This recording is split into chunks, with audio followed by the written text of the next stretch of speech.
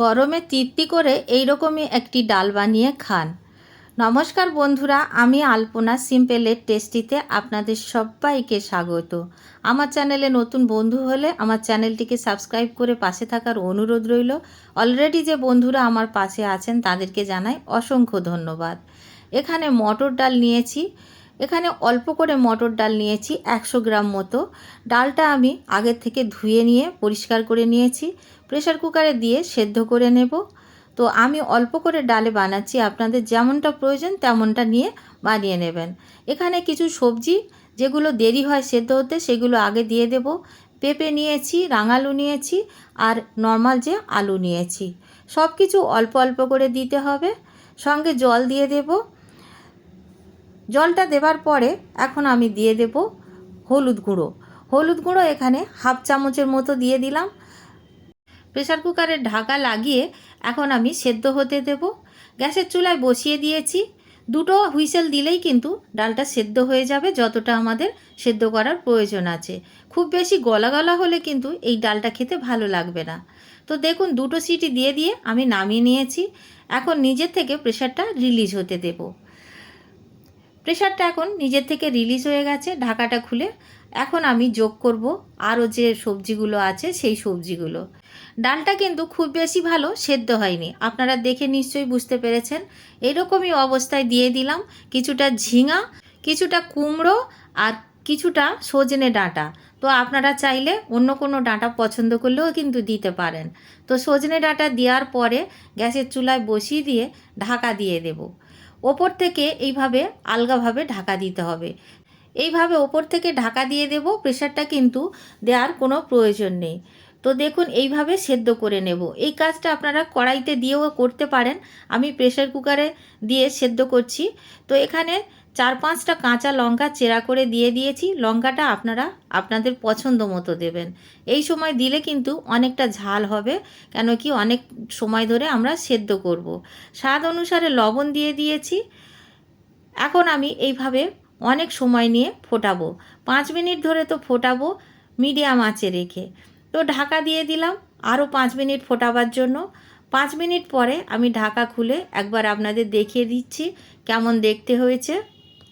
তো দেখুন বন্ধুরা, এখন কিন্তু ফুটতে ফুটতে এরকমই হয়েছে। একটি হাতার সাহায্যে তুলে আমি দেখাচ্ছি যে কেমন দেখতে হয়েছে।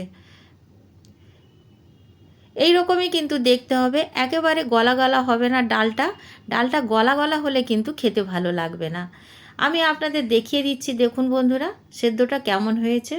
এই রকমই অল্প অল্প সেদ্ধ হবে আর আমরা সবজিগুলো এর সাথে কিন্তু ফোটাতে থাকব। সবজির যে জুসগুলো ডালের মধ্যে মিশবে তখন কিন্তু খুব সুন্দর একটা গন্ধও বেরোবে আর টেস্টও হবে।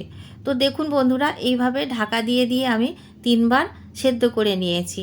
তো এইখানে কিন্তু ডালটা একটু হতে সময় লাগে এইভাবে রান্না করতে গেলে, কিন্তু এর স্বাদ অতুলনীয় হয়। দেখুন, এখন আমি আরও একবার দেখিয়ে দেব ডালটা কেমন দেখতে হয়েছে। এখন কিন্তু ডালটা সুন্দর সেদ্ধ হয়ে গেছে। আমি একবার আপনাদের দেখিয়ে দেব ডালটা এখন কেমন সেদ্ধ হওয়া উচিত। তো দেখুন বন্ধুরা, আমি হাতে নিয়ে একটি পেস্ট করে এইভাবে দেখিয়ে দেব। দেখুন, ডালটা কিন্তু আগের থেকে অনেক বেশি সেদ্ধ হয়েছে। এখন আমি গ্যাসের চুলা অফ করে নামিয়ে নেব। ডালটা সাঁতলাবার জন্য গ্যাস জ্বালিয়ে একটা কড়াই বসিয়ে দিয়েছি। কড়াইয়ের মধ্যে আমি দিয়ে দেব সর্ষের তেল। অল্প সর্ষের তেল দিলেই কিন্তু এই ডালটা সাঁতলানো হয়ে যাবে। এখানে 1 চামচ সর্ষের তেল দিয়েছি। তেলটা ভালো করে গরম করে নেব। দিয়ে দেব ফোড়নের জন্য 3টে শুকনো লঙ্কা। আমি এখানে 3টে শুকনো লঙ্কা দিচ্ছি, আপনারা আপনাদের পছন্দ মতো দেবেন। লঙ্কা যদি একটু বেশি করে দিই, লঙ্কার যে সুন্দর ফ্লেভারটা আছে ভাজার পরে সেটা কিন্তু ডালের মধ্যে খুব সুন্দর মিশে যাবে। দিয়ে দিলাম মেথি ফোড়ন। এখানে হাফ চা চামচের একটু কম মেথি ফোড়ন দিয়েছি। লঙ্কার সাথে মেথিটাকে দিয়ে একটু নাড়াচাড়া করে নেব। এই পর্যায়ে গ্যাসের ফ্লেমটা লোতে রেখেছি। সুন্দর গন্ধ বেরিয়েছে। এখন কালো জিরা দিয়ে দেব। এখানে 1/4 চামচ কালো জিরা দিয়ে দিলাম। কালো জিরাটা দেওয়ার পরে সাথে সাথে কিন্তু ডালটা দিয়ে দিতে হবে, বেশিক্ষণ রাখা যাবে না। কালো জিরা কিন্তু বেশিক্ষণ ভাজার দরকার হয় না। এখন আমি ডালটা ঢেলে দিলাম। ডালটা কিন্তু এতটা ঘন রাখবো না, ডালটা একটু পাতলা পাতলা হলে তবেই খেতে ভালো লাগে। চামচ দিয়ে বা খুন্তি দিয়ে এইভাবে হালকা হাতে একটু নাড়াচাড়া করে নিলে যে ডালগুলো সেদ্ধ হয়েছে সুন্দরভাবে গলে যাবে, আর সাথে সাথে সবজিগুলো একটু ভেঙে ভেঙে যাবে, তাতে করে খুব সুন্দর টেস্ট হবে। এখন আমি গরম জল যোগ করছি। এই পর্যায়ে কিন্তু গরম জল যোগ করতে হবে, ঠান্ডা জল যোগ করলে স্বাদটা পানসা হয়ে যাবে। তো আমি এখানে আগের থেকে জল গরম করে রেখেছিলাম, দিয়ে দিলাম, প্রয়োজন মতো দিয়ে দিয়েছি। এখন নাড়াচাড়া করে দেব। খুব ভালো করে 2 মিনিট ফুটিয়ে নিতে হবে।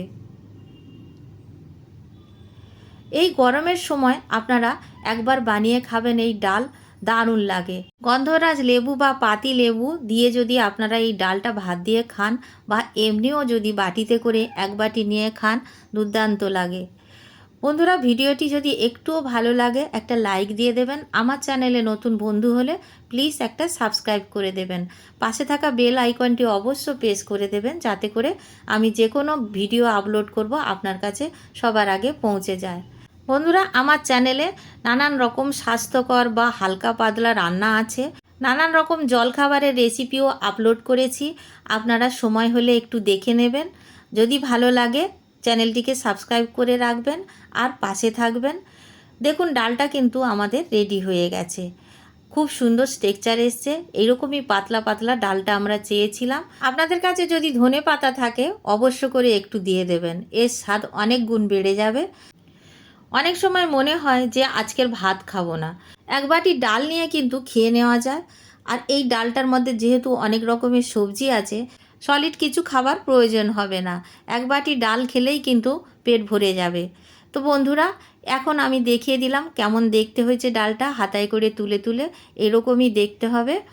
এখন আমি গ্যাসের চুলা থেকে নামিয়ে পরিবেশনের জন্য একটি পাত্রে নিয়ে নেব। তার মধ্যে আমি কিছুটা ধনেপাতা দিয়ে দেব।